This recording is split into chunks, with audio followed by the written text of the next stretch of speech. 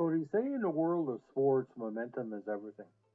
Now, in the 1984 and 85 season, the Montreal Canadiens were showing signs of recovering from the early deception of the 80s, where they had a hard time getting past the first round of the playoffs. 1984, they bet the Nordiques in a very rugged six-game series to make it to the semifinals against the Islanders. They lost in six games after winning the first two at home. 1985, the played the Nordiques again, and it was another rough series, but this time the Nordiques won in an upset on a great goal by Peter Stastny. Now, by the 1985-86 season, Montreal was again in transition because the heroics of goalie Steve Penny were seen by management to not be enough, and they were looking at giving another goalie a chance. And this goalie, of course, was the great future Hall of Famer Patrick Waugh.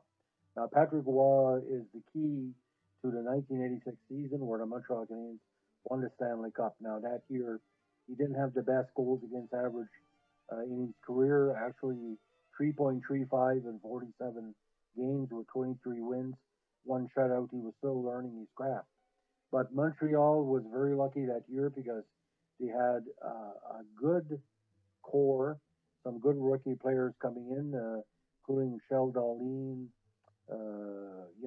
Stefan Richer, uh, John Cordick, a few others that basically allowed Montreal to be consistent with the veterans and with the youth movement. Now, Claude Lemieux played a large part in the playoffs, but we'll get along with that very soon.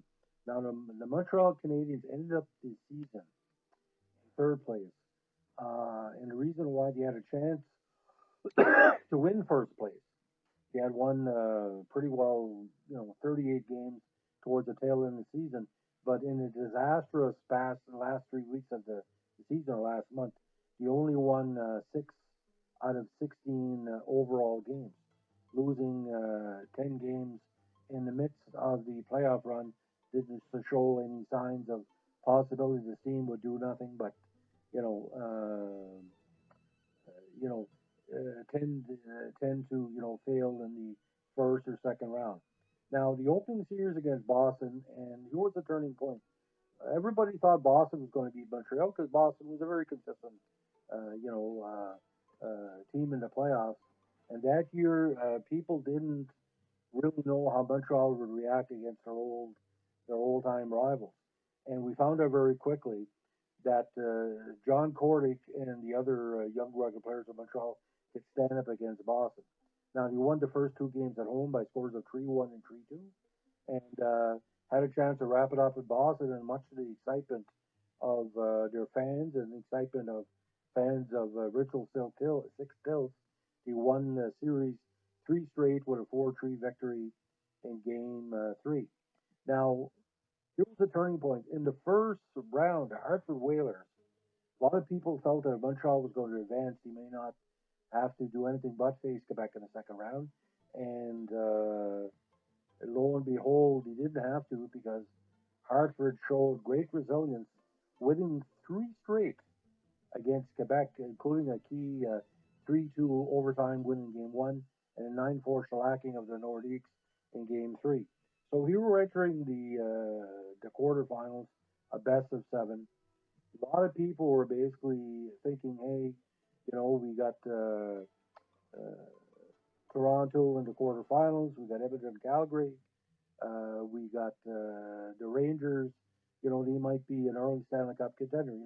Hartford Montreal might just be a feeling out series. It'll give the person the chance to lose in the final four to whatever team advances. Now, this is where Claude Lemieux and a few other of the key rookies came in. Montreal started the series very slow, losing 4-1 in the opener, but then won 3-1 in game two at home, and then a 4-1 big win against Hartford in game three in Hartford. Now, game four could have went either way. Hartford won in overtime, went back to Montreal. Montreal won 5-3 to go up 3-2. Went back to Hartford, and Montreal just didn't show anything in game six, losing 1-0. Now, a lot of people believe that Hartford should have been dominating Montreal in that series because you had Ron Francis, a lot of rugged players. But Montreal's rookies, including Claude Lemieux, really grinded out Hartford. And what happened? One of the biggest goals in Montreal Canadiens history. He pushed it overtime, and Lemieux, after a very rugged shift, regained control of the puck behind the net and put it past Mike Louis, and probably one of the most dramatic overtime goals you'll ever see in playoff history. Now, what happened with this?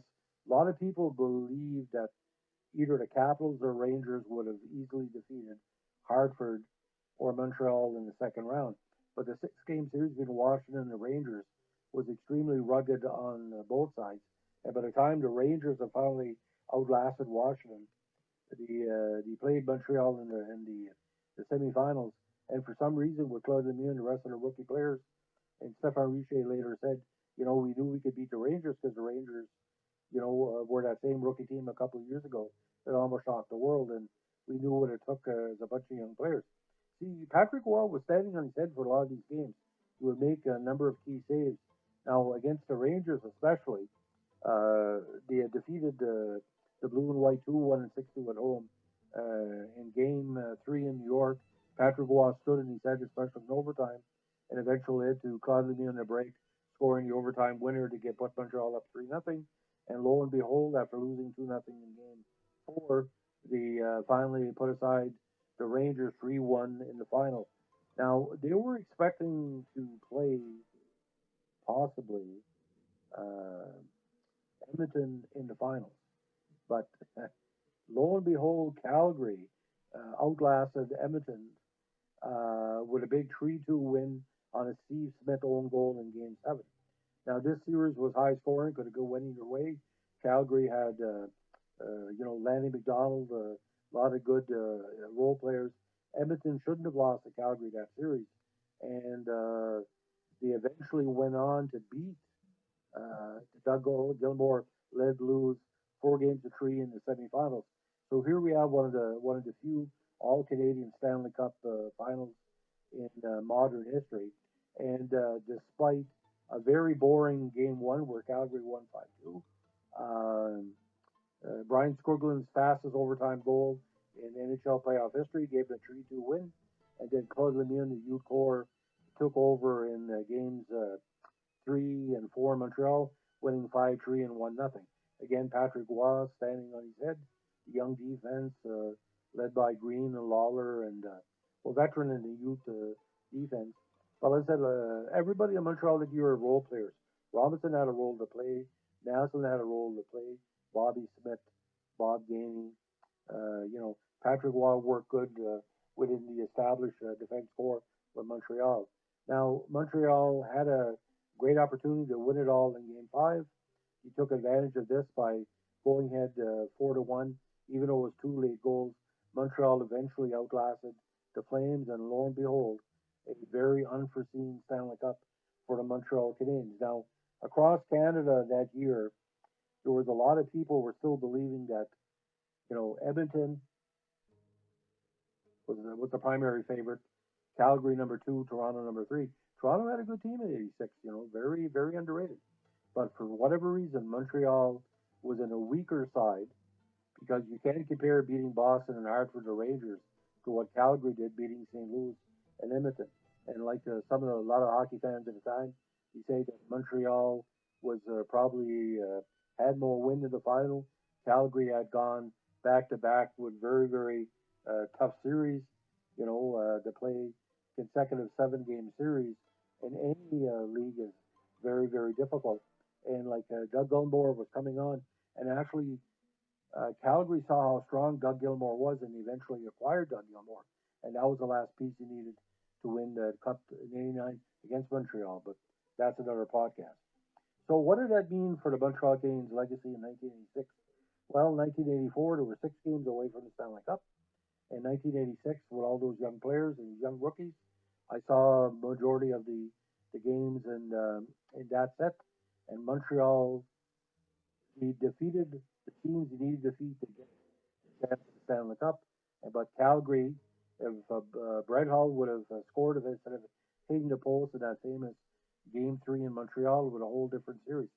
But it just seemed by the time the finals came along, Calgary had very little energy left. Montreal had a momentum, and to win a Stanley Cup in Montreal, you got to have a hot goalie. Jacques Plante was that. Gump Worsley was that. Ken Dryden, Patrick Roy, which also tied into '93, where Patrick won his second cup against the Kings. You can't back in that day. If you didn't have a hot goalie, you weren't gonna win the Stanley Cup. And although Steve Petty was given a chance to play in the regular season, he was non-existent towards the playoffs. Doug Sotart was a good backup, former Ranger, but it was Patrick who was the win or lose. And it's kind of ironic that Mario Tremblay would disrespect Patrick as a coach, allowing to Patrick to leave town. At the time, Tremblay said in published reports, we wouldn't have won it without Patrick. So for '86 was a not say a miracle on ice, but it was pretty freaking close. Because if you look at the last 50 to 20 games for the Montreal Canadiens in the '86 season, they were terrible and they had no momentum. And sometimes Montreal at the time would lose games that you shouldn't have lost because they had no momentum because the losses against Minnesota in 1980, the Edmonton Oilers in the early 1980s in Buffalo, the losses to the Nordiques twice, it kind of they would sometimes collapse when they had lack of confidence. But to overcome the two losses of the Nordiques in the playoffs, to overcome the loss of the Honors in '84, where a lot of people felt they had a good chance to make it to the finals against Edmonton. But in this case, '86 is a miracle. Now, YouTube has many videos on the '86 season. Take a look at Game 5 and see that trap that Montreal was playing, where New Jersey and Florida and a lot of teams kind of mimic that through the years. So there's no podcast can do justice to the '86 Montreal Canadiens. It would take like 40 hours to break down all the players like John Cordy beating up Jay Miller and giving momentum against Boston. The way that Claude Lemieux played that grinder style.